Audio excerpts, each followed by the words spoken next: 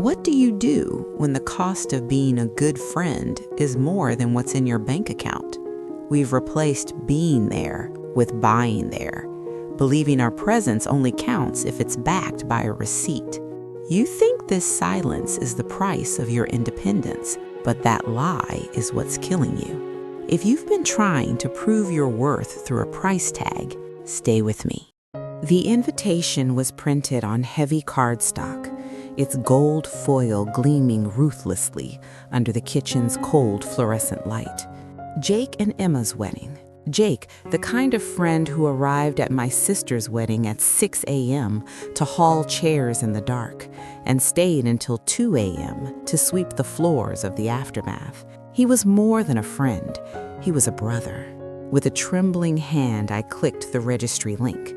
A $650 espresso machine, a $380 stand mixer, already claimed by others, their names standing as markers of status. The system even managed our inadequacy with ruthless efficiency, offering a group gift option to sanitize the shame of not being enough. My banking app showed a balance of $427. After calculating the tribute required to celebrate, gas to Napa, a hotel room, a gift, I was left with barely $5 a day for survival. I sat paralyzed until a thin, stagnant film formed over my cold coffee. Before the tribunal of dollar signs, I felt convicted. I fled the kitchen, seeking sanctuary in the light of my father's garage. The garage was a sanctuary of stagnant time, smelling of old oil and accumulated sawdust. My father, seeing the invitation in my hand and the shadow on my face, didn't need to ask why I was there. He simply reached for a worn wrench on his workbench, its handle mummified in frayed black electrical tape. "A wedding gift, 1987, he murmured, his voice a low gravel. "Mr. Kowalski from next door gave it to me. He was out of work, penniless. He handed me this rusted iron and said, 'It's all I have, but use it whenever your life develops a crack.' My father's thumb traced that rusted promise. 'I used this to tighten the bolts on your crib. For 37 years, it has quietly braced the failing parts of this house. People believe friendship is an act of tribute, but they are wrong.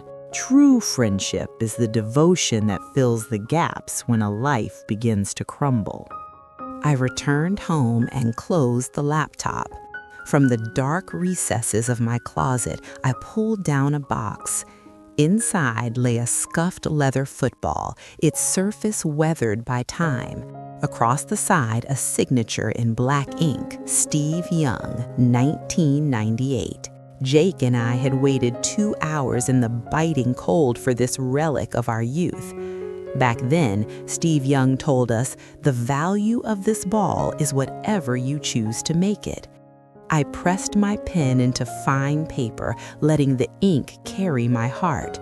"Jake, I cannot give you the machines on your list, but I am bringing a fragment of our souls.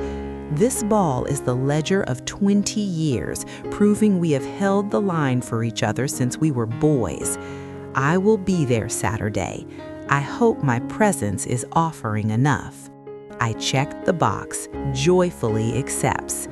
It was an act of dignity, a refusal to be defined by the system's shame. As the Napa sunset set the vineyards ablaze in gold, Jake ran toward my car, his tie loosened. "Jake, I have to head out," I began, but he gripped my shoulders with a crushing strength. "You're here. That's all that matters," he said, his voice thick with a silent understanding.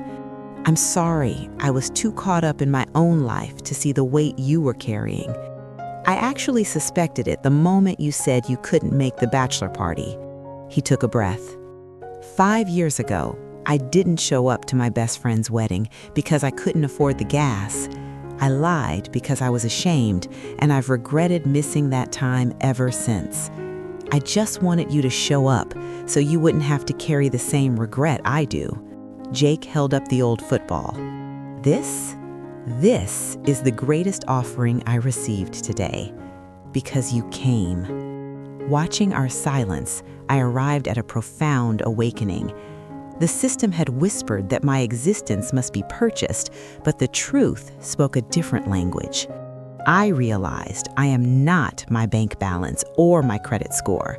I am the wrench someone kept for 37 years. I am the ironclad promise to stand fast when everything falls apart. I finally understood that showing up, just being there, was the whole gift. Everything else was just noise. And now, words to shelter your heart. Stop measuring your worth by a screen balance. Your value was never for sale. Like a sturdy wrench, your strength is simply being there when a life cracks. Lay down the shame of not being the provider the system demands. Rest now. You are a soul to be known, not a transaction to be approved. You don't have to buy your place in people's hearts. You have permission to be honest about your struggles and find true power in your vulnerability.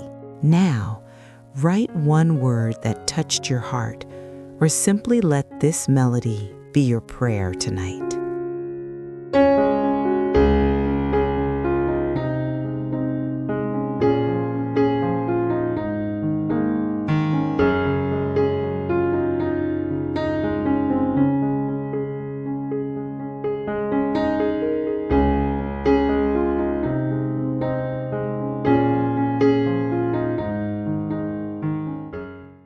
Small shifts, big changes.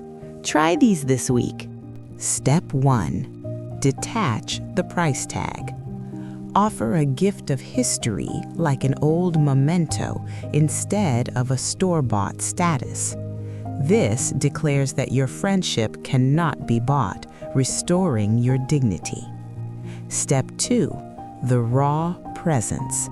Show up without the mask of having it all together.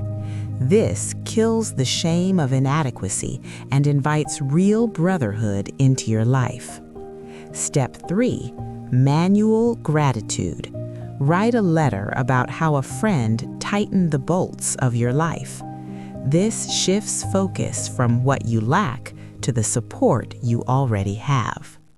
You are more than the sum of what you've purchased. Your worth isn't a number on a receipt. It's the silent promise you keep just by being there.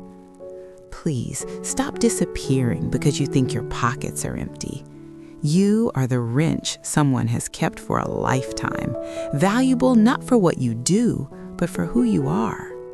Next week, season finale, The Ghost of Poverty. We'll explore why the habits of lack still haunt your abundance. Subscribe and reclaim your narrative. I'm here for the real you.